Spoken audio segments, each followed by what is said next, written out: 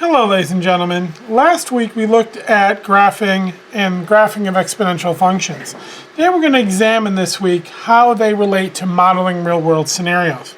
So let's go over some of the things we can remember. We know that the basics of any exponential function, f of x, would be a times the base to an exponent minus c plus d, where a is our initial value, b is our factor of exponentiation, x minus c representing our variable, and d, with c being the horizontal shift and d being the vertical shift. This week we are going to pay particular attention to how we can use those for real-world scenarios. So we're going to look at, for the most part, functions that will take the shape of f of x equals a times b to the x, okay, where our a will be our initial conditions. Our initial condition is the value that the function has at time 0. So this is the value at time equals 0. What does the function start with? Where b is our factor. And if we remember correctly, as we learned last week, if b is greater than 1, it is growth. And if b is less than 1, it is decay. Examples of growth could be viral advertising, which we will look at, or interest, or something improving in value.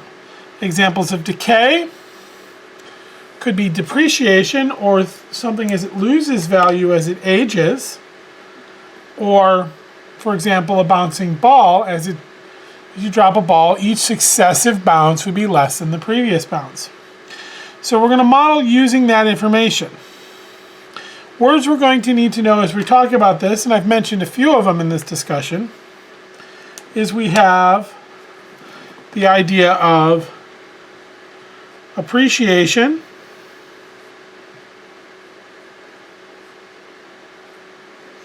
and depreciation.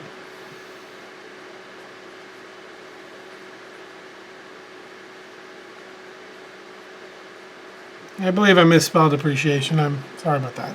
Appreciation is increasing.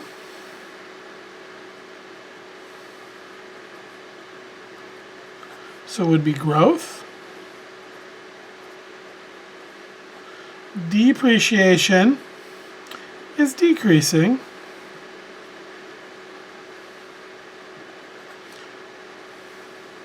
So it would be decay. Now, both appreciation and depreciation are measured as a percentage. So in order to find b, so b for appreciation would be 1 plus that percent. Remember, the percent needs to be written as a decimal, percent as a decimal. And if it's 1 plus a percent, we're greater than 1, maintaining the idea of growth. In depreciation, the factor would then be 1 minus the percent. Again, the percent has to be written as a decimal. And since we're subtracting it from 1, it will be less than 1. So in the next series of videos, we're going to use this information to build an equation that we can then use to model a real-world scenario. So look forward to tuning in to the next video. Thank you.